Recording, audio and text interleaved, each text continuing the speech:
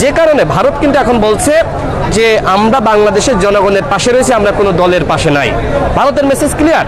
America এখন সরাসরি বাংলাদেশের সাথে ডিলস করছে।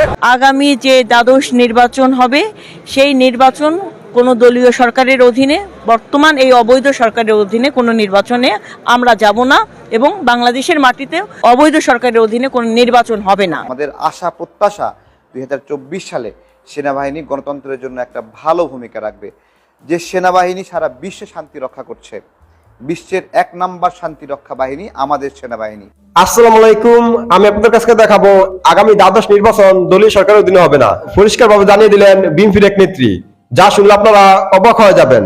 আর এইদিকে ভারত বলেছেন আমরা বাংলাদেশের জনগণের পাশে আছি, আমরা কোনো দলের পাশে নেই, জানালেন গণ অধিকার পরিষদের রাশেদ ভাই। তো আজকের ভিডিওগুলো অত্যন্ত গুরুত্বপূর্ণ, আমি আশা করবো যে আপনারা এই সম্পূর্ণ ভিডিওটি দেখবেন, আর এই সম্পূর্ণ ভিডিওটি দেখলেই বিস্তারিত জানতে পারবেন।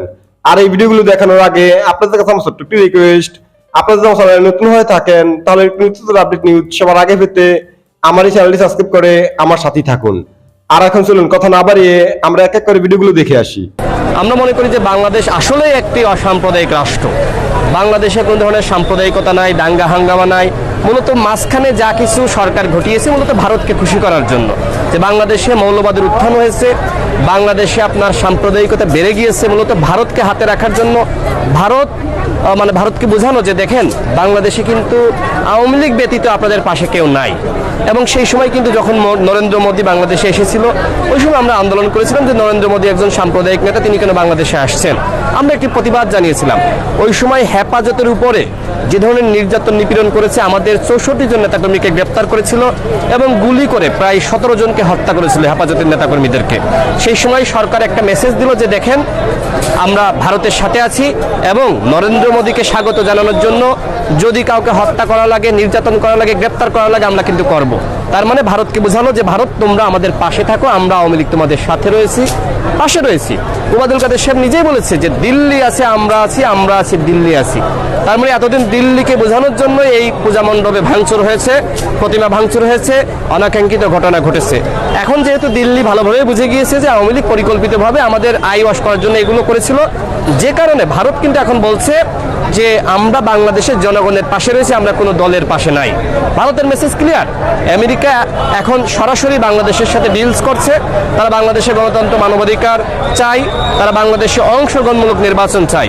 এবং সর্বশেষ যে আফরিন আক্তার, দক্ষিণ এবং মধ্য এশিয়া বিষয়ক উপসহকারী পররাষ্ট্রমন্ত্রী বাংলাদেশে এসেছিলেন, তিনি সরাসরি বলে গেছেন যে আমরা আগামী 3 মাস বাংলাদেশের উপর আমরা তীক্ষ্ণ নজর রাখব এবং বাংলাদেশে আমরা অংশগ্রহণমূলক নির্বাচন চাই।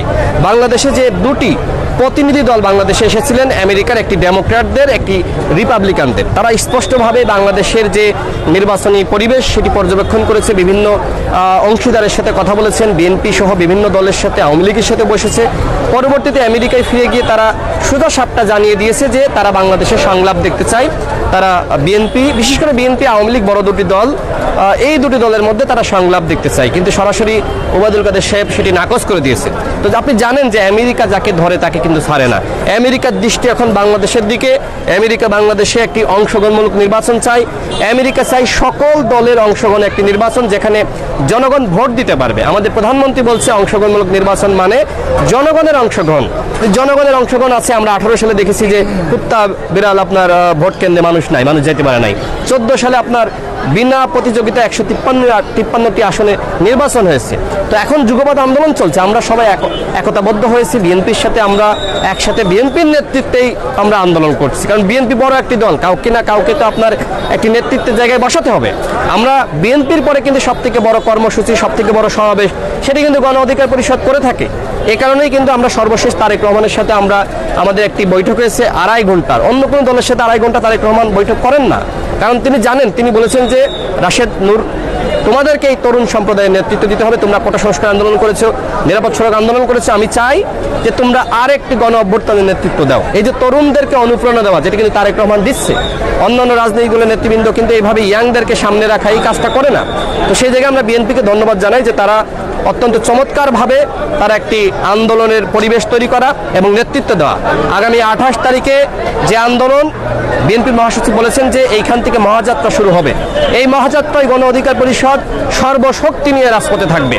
আমরা 26 তারিখে আমাদের প্রতিষ্ঠাবার্ষিকী, 27 তারিখে আমাদের বড় সমাবেশ আছে, 28 তারিখে যুগপাত আন্দোলন এবং যেটি বিএনপি মহাসমাবেশ ঘোষণা করেছে, আমরাও মহাসমাবেশ আমাদের মতন করে পালন করব এবং আমরা মহাযাত্রা, এই মহাযাত্রা যতক্ষণ না পর্যন্ত শেখ হাসিনা পদত্যাগ করবো, যতক্ষণ না পর্যন্ত আওয়ামী লীগের পতন হবে, এই মহাযাত্রা থামবে না।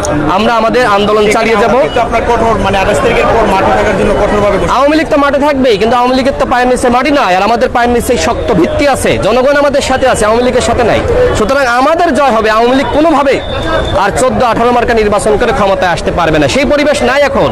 ওই 14 এবং 18 যে পরিবেশ ছিল, ভারত পাশে ছিল 14 সালে 18 সালে, ভারত এখন পাশে নাই। সোজা সাপটা ভারত বলেছে আমরা বাংলাদেশের জনগণের সাথে আছি। আগামী যে দ্বাদশ নির্বাচন হবে সেই নির্বাচন কোনো দলীয় সরকারের অধীনে, বর্তমান এই অবৈধ সরকারের অধীনে কোনো নির্বাচনে আমরা যাব না এবং বাংলাদেশের মাটিতে অবৈধ সরকারের অধীনে কোনো নির্বাচন হবে না। আগামী যে দ্বাদশ নির্বাচন, এই দ্বাদশ নির্বাচনে বাংলাদেশের 18 কোটি জনগণ কিন্তু আগামী নির্বাচন কেমন হবে কিংবা তারা তাদের গণতান্ত্রিক অধিকার প্রয়োগ করতে পারবে কিনা, ভোটের অধিকার প্রয়োগ করবে, এটা নিয়ে কিন্তু সচেতন নাগরিক যারা আছেন এবং বাংলাদেশের তরুণ প্রজন্ম যারা ভোট দিতে পারেনি এই 15 বছর যাবৎ, ভোটার হওয়ার পরে ভোট দিতে পারেনি, তারাও কিন্তু আগামী ইলেকশনটা নিয়ে খুব উগ্রীব হয়ে আছে যে কেমন হবে। তো সেই জায়গা থেকে বর্তমানে বাংলাদেশের যে প্রেক্ষাপট, এই প্রেক্ষাপটে বর্তমানের এই অবৈধ জালিম সরকারের অধীনে, বিশেষ করে শেখ হাসিনার অধীনে কোনো সুষ্ঠু নির্বাচন হবে না। এটা কিন্তু এখন বাংলাদেশের জনগণ কিন্তু মানে খুব পরিষ্কারভাবে তারা বুঝতে পেরেছে, যার কারণে তাদের এই ভোটের ব্যাপারে অনীহা চলে এসেছে। ভোট কেন্দ্রে যে ভোট দিতে চায় না কিংবা জনগণ যাচ্ছে না, আবার দিনের ভোট রাতে হয়ে যাচ্ছে, মানে অবৈধ পন্থায়। তো আমাদের একটা কথা হচ্ছে যে আগামী যে দ্বাদশ নির্বাচন হবে সেই নির্বাচন কোনো দলীয় সরকারের অধীনে, বর্তমান এই অবৈধ সরকারের অধীনে কোনো নির্বাচনে আমরা যাব না এবং বাংলাদেশের মাটিতে কোনো অবৈধ সরকারের অধীনে কোনো নির্বাচন হবে না, এটা আমরা ক্লিয়ার বলে দিয়েছি। এবং আমাদের যে দাবি সেটা হচ্ছে নির্দলীয় নিরপেক্ষ তত্ত্বাবধায়ক সরকারের অধীনে নির্বাচন, এবং এই সরকার পদত্যাগ করবে, পার্লামেন্টকে ভেঙে দেবে এবং একটি সকলের গ্রহণযোগ্য একটি নির্বাচন কমিশন গঠন করতে হবে, যে কমিশনের আন্ডারে সকল দল আস্থা রাখতে পারে যে না, আমরা এই নির্বাচন কমিশনের আন্ডারে অন্তত সুষ্ঠু নির্বাচন সম্ভব, সে একটা পরিবেশ। অর্থাৎ কি চাচ্ছি আমরা, আমাদের পরিষ্কার দাবি, বাংলাদেশের জনগণের যে সাংবিধানিক অধিকার, সেই সাংবিধানিক অধিকার আমরা জনগণের হাতে পৌঁছে দেওয়ার জন্য আমরা কিন্তু দাবি তুলেছি। এখন আমাদের দাবি ভালোভাবে মেনে নিয়ে সরকার যদি পদত্যাগ করে, একটি নিরপেক্ষ নির্বাচন কমিশন গঠন করা হয় এবং নির্দলীয় নিরপেক্ষ তত্ত্বাবধায়ক সরকারের অধীনে নির্বাচনের ব্যবস্থা করা হয়, আমাদের কোনো আপত্তি নাই। যদি এই দাবি না মানা হয়, সরকার যদি কোনো রকম মানে অতি উৎসাহিত হয়ে যেন তেন নির্বাচন করার চেষ্টা করে, সেই চেষ্টা বৃথা ছাড়া আর কিছু হবে না। কারণ কি, আমরা বাংলাদেশের জনগণের যে অধিকার, সেই অধিকার থেকে বাংলাদেশের জনগণকে আর বঞ্চিত হতে দেব না এই সরকার দ্বারা, অবৈধ সরকার দ্বারা। তার জন্য আমরা আন্দোলন করছি, আন্দোলনের মাঠে আছি, থাকবো। দাবি না মানলে চূড়ান্ত আন্দোলন মানে চূড়ান্ত ফয়সালা নিশ্চিত না হওয়া পর্যন্ত আমরা রাজপথে থেকে সর্বোচ্চ পর্যায়ে আন্দোলনে যাব। সেটা হরতাল হতে পারে, অবরোধ হতে পারে, ঘেরাও হতে পারে, যা যা করা। এইটা বাংলাদেশের আপামর জনগণ জানে তারা কিভাবে এসেছে এবং তারা এই অবৈধভাবে এসেছে বলে তারা জনগণের প্রতি আস্থা নাই। এই জন্য তো তাদের দিনের ভোট রাতে করতে হয়। প্রত্যেকটি নেতাকর্মীর নামে মামলা দেওয়া হচ্ছে, গায়েবী মামলা দেওয়া হচ্ছে, দ্রুত সাজা দেওয়া হচ্ছে। এজলাসে বসে ম্যাজিস্ট্রেট আপনার সাক্ষীদেরকে নিজে ফোন করে। এটা বাংলাদেশের নজির এই প্রথম মনে হয় সৃষ্টি হলো, হ্যাঁ। এবং প্রশাসন যেন ক্যাডার বাহিনীতে পরিণত হয়েছে। তো এবার কোনো ক্যাডার দিয়ে কিন্তু পার পেতে পারবে না এই অবৈধ সরকার। প্রতিটি নাগরিকের নিজের অধিকার সম্পর্কে সচেতন হতে হবে, আর নিজের অধিকার প্রতিষ্ঠা করার ক্ষেত্রে সোচ্চার হতে হবে, আওয়াজ তুলতে হবে, সাহস করে দাঁড়াতে হবে। বাংলাদেশ সেনাবাহিনী সম্পর্কে আমাদের ধারণা ভালোই, কিন্তু 2018 সালে সেনাবাহিনীর আচরণ আমাদেরকে খুব কষ্ট দিয়েছে, আমরা দিলে কষ্ট পেয়েছি। আমাদের আশা ছিল দেশের গণতন্ত্র ভোটাধিকারের বিষয়ে সেনাবাহিনী একটা অবদান রাখবে, কিন্তু আমাদের খুব কষ্ট লেগেছে যে তাদের সামনে ভোট চুরি হয়েছে, ভোট কেন্দ্র দখল হয়েছে, তারা চুপ ছিল। আমাদের আশা প্রত্যাশা 2024 সালে সেনাবাহিনী গণতন্ত্রের জন্য একটা ভালো ভূমিকা রাখবে। যে সেনাবাহিনী সারা বিশ্বে শান্তি রক্ষা করছে, বিশ্বের 1 নাম্বার শান্তি রক্ষা বাহিনী আমাদের সেনাবাহিনী, সেই সেনাবাহিনী বাংলাদেশের শান্তি রক্ষায় অবদান রাখবে না, এইটা আমরা বিশ্বাস করি না। আমাদের প্রত্যাশা যে সেনাবাহিনীকে আমরা খাওয়াই, আমরা তাদেরকে ট্রেনিং করাই, আমরা তাদের বেতন দেই, আমাদের বিপদে, দেশের মানুষের বিপদে তারা ভূমিকা রাখবে। সেনাবাহিনীর বিষয়ে অনেকের চুলকানি রয়েছে, কিন্তু বাস্তবতা হলো 2006 সালের পরে সেনাবাহিনী যখন টেক ওভার করলো তত্ত্বাবধায়ক সরকারের সময়ে, ওই সময় বাংলাদেশে সবচেয়ে বেশি শান্তি বিরাজ করেছে। তখন সন্ত্রাসীরা ছিল আতঙ্কে এবং খারাপ ব্যবসায়ীরা ছিল আতঙ্কে, যারা দুর্নীতিবাজ তারা ছিল আতঙ্কে, তাদেরকে ধরে ধরে ট্রাকে ভরা হয়েছে এবং সাধারণ মানুষ তখন বুক ফুলিয়ে চলেছে।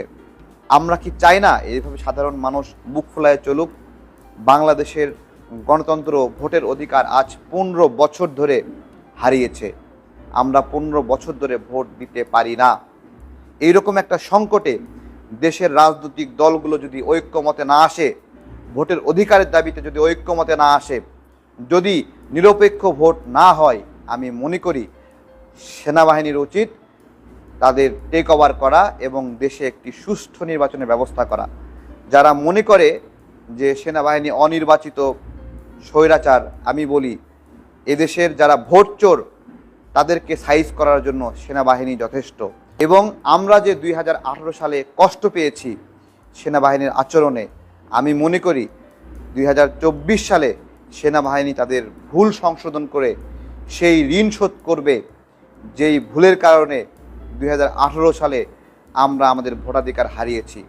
আমরা 15 বছর ধরে ভোট দিতে পারি না, আমরা আরও ভোটহীন থাকতে চাই না। আমরা চাই শেখ হাসিনা ফ্যাসিবাদ যদি জনগণের ভোটের অধিকার ফেরত না দেয়, জনগণের ভোটের অধিকারের আন্দোলনে সেনাবাহিনীর পূর্ণ সমর্থন থাকবে এবং তারা আমাদের বিপদে সেভাবে দাঁড়াবে যেভাবে 2006 সালে দাঁড়িয়েছিল। আমরা চাই রাজনৈতিক দলগুলো সোজা কাঠির মতো চলুক, জনগণের ভোট নিয়ে কেউ তামাশা না করুক।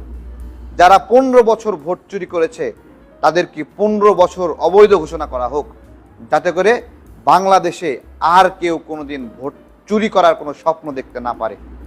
আমরা সেনাবাহিনীর উপরে রাগ করে আছি, আমরা কষ্ট পেয়েছি, কিন্তু আমরা এখনও বিশ্বাস করি তারা ভালো, তারা সৎ, তাদের চেয়ে সৎ এবং ভালো বাহিনী আর নাই। সুতরাং তাদের এই বিশ্বাসের মর্যাদা দেওয়ার জন্য অন্তত উচিত 2024 সালে সঠিক সিদ্ধান্ত নেওয়া, সুন্দর একটা ভোটের জন্য ভালো অবদান রাখা। আমি আশা করছি যে আপনারা সম্পূর্ণ ভিডিওটি দেখেছেন। আপনাদের যদি বিষয়টি নিয়ে কোনো মতামত থাকে আমাকে অবশ্যই কমেন্টে জানাবেন।